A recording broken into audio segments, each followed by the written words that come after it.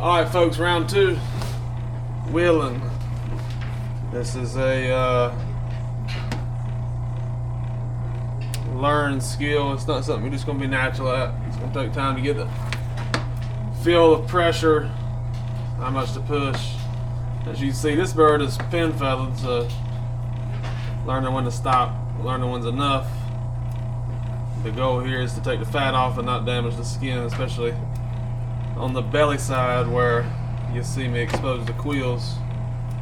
There'll be a grid pattern which you have to keep.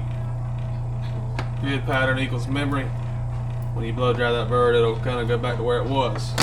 Take the grid pattern away, you'll have a lot of grooming issues. So here we go. Always put your wheel, this wheel is spinning clockwise. Always put the wheel going from tail toward head. You don't ever want to go against. So here we go. There's no rhyme or reason where to start. Just start. I have my own method where I start on the scap, work on the back a little bit, then I'll hit one wing, come down the whole side, go across the tail and back up the other side, and then I will do the belly after I flip. The wings, you're going to get little tendons here and there. I do 2 rounds of wheeling, so I will flesh, wash, and then I will come back out here again, flesh what I missed, and wash again.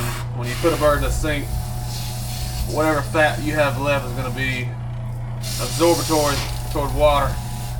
So whatever you have left, water's going to make it basically pop, allow you to see it clearly. On round number 2, you'll have a second chance to get what you missed.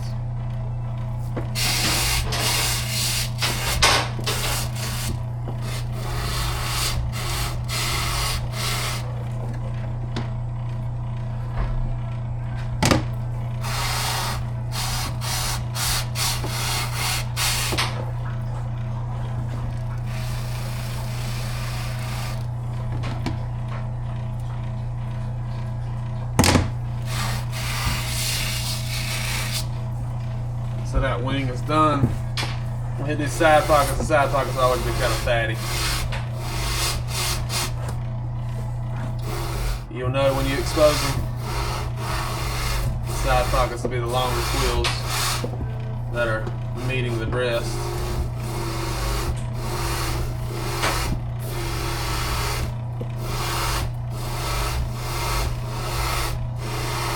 There is a grid pattern here.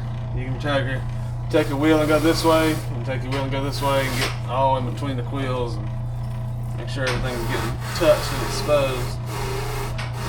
Especially if you're having a hard time in a certain area, getting the fat, change the direction your wheel's hitting, and you may get the outcome you want.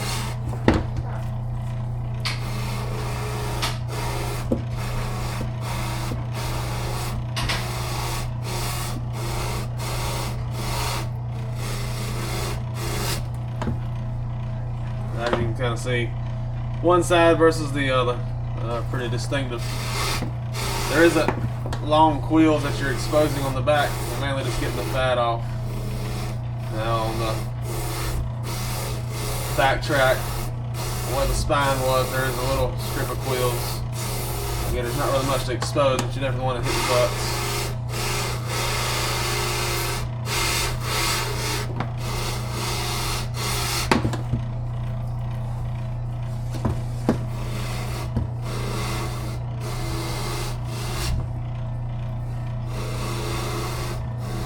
Again, when you're wheeling, it's like when you're skinning, tension is your friend.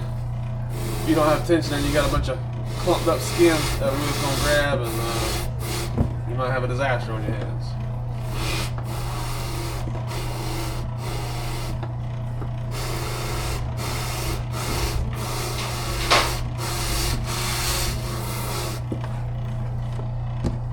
Another thing you always want to do is take that wheel and clean your bones.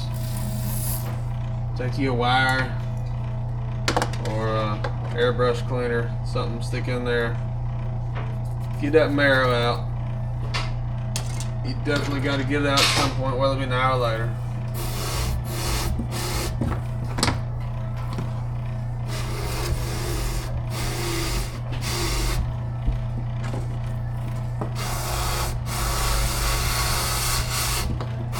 You can press pretty hard on the scapula, fellas. You ain't gonna hurt them. They're very deep feather butts. You got to get in there.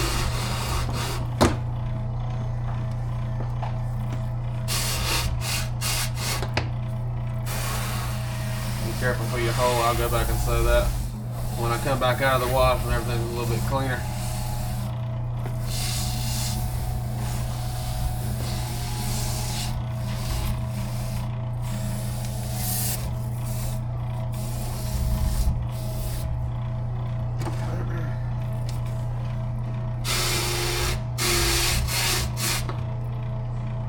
Some of the stuff you can pinch and pull off with your hands.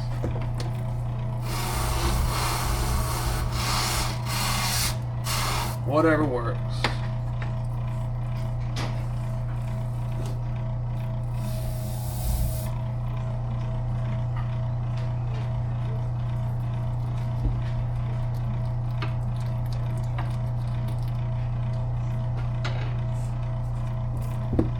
Another thing with your tail quills, definitely give them a quick little run. Clean them off the best you can. I'm kind of ready to flip.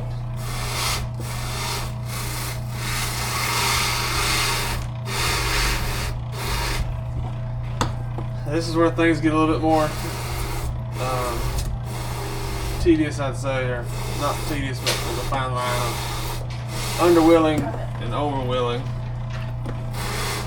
Again, in a second, you'll see me expose this grid pattern. It's going to be kind of hard to see with the pen feathering on the black. But when you expose the grid, not enough.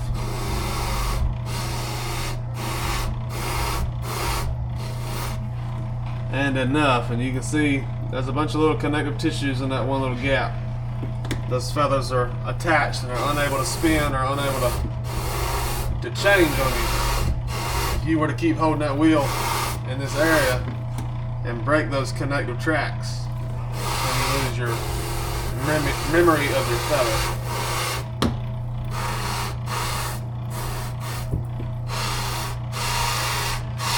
And at the end of the day, taxidermy is a skill that is basically 100% or 95% prep work, 5% assembly. If your prep work is correct, you've washed, you've wheeled, you got a clean bird, you got a smooth head to neck juncture, your eyes are set correctly, your neck is the correct anatomy, whether you carve or you buy Shane Smith or whatever your method is. Feet are injected, everything is posed, your body is carved to spec. You don't want to put a SW 33 when you need a SW 19, whether it be a smaller mallet or a black duck hen. So know your measurements going into it. Always do a test fit before you go sticking wires into the phone. In one of my next videos I will show you that, and also show you all the prep work involved, and what to do, what not to do, different ways to help. There's a million opinions and ways in taxidermy. You just need to find one that suits you. You can kind of see my grid pattern is really exposing itself. You're going to leave a little bit of fat on around there. I don't care who you are. There's going to be a little bit of fat left. You go in there and wash it. Do the whole round one of the sink process and come back out. You'll 100% see what you've missed, and when you touch it on the wheel, it'll essentially come off like butter. So don't freak out if you miss a spot. Again, hit the tail wheels.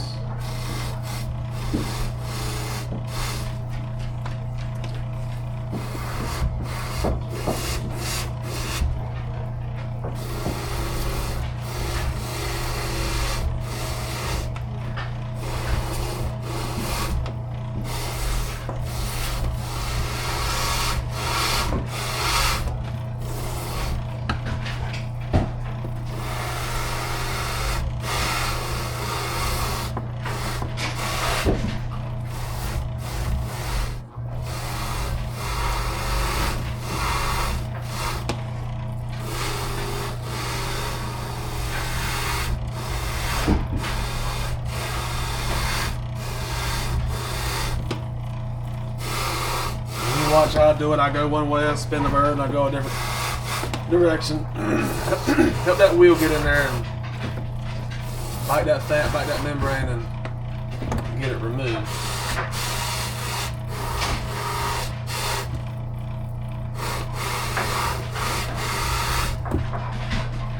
So that's basically everything but the neck. So I'm going to open my incision and I'm going to clean the edge of my incision. That way you don't have a dirty seam when you saw it. If you do leave fat stuff on, especially on a white belly bird, if you leave something, it will show one day. It will bleed. It will appear as a wet spot in your feathers, which indicates that there was fat left, or that it just in general was not a clean bird. In order to have nice feather pops, nice pretty feathers, you have to have a clean bird. So you'll never wash a bird too much. You can underwash, but you will not overwash. I'll go over the wash phase next. What I use, my method for the neck. I'm not really a big fan of wheeling a neck, especially a teal or a wood duck, something that are very, very, very thin. The wheel just does more damage on the neck. I have a little scraper tool that I will go over and show you, and that'll clean the neck just as good without doing any harm. So I'm going to run down the seam. I'm going to hit the high spots on the neck, and then we'll be moving on to our head, and then it's time to go to the sink.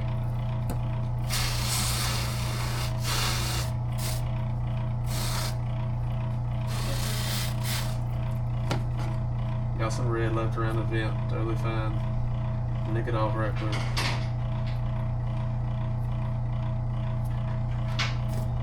Again, when I come out here for round 2 of washing or wheeling, I'll spend a little bit more time fine detailing and removing things that don't need to be there before the last wash. Once it comes out of the last wash, it's go time on the blow dryer.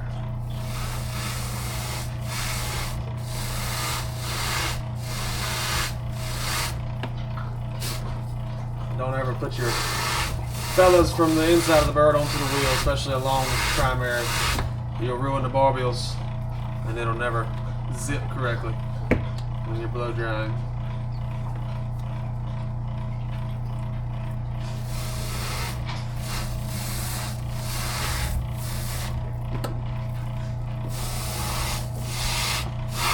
So there's your seam. We're going to come up here to the head and the neck. If I touch the neck, it is so ever gently, just to hit the high spot if I got a boga red meat or something. And then other than that, I'll come to the edge, and I'll hit the whole entire seam of the bird.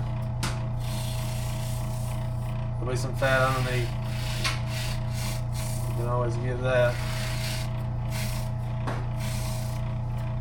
There'll be some fat and membrane under the eyelid. I always wait till after wash number 1. It helps it swell. That way when you're cutting it, you're not making a mistake and cutting through the eyelid, which will just cause problems when you go to try to set an eye. But that's the wheeling process. It's kind of hard to tell on a bird that is a pin feather. All you see is a bunch of black.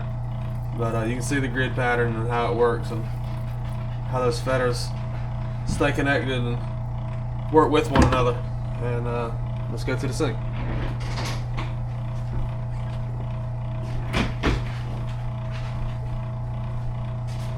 It just took me fucking forever.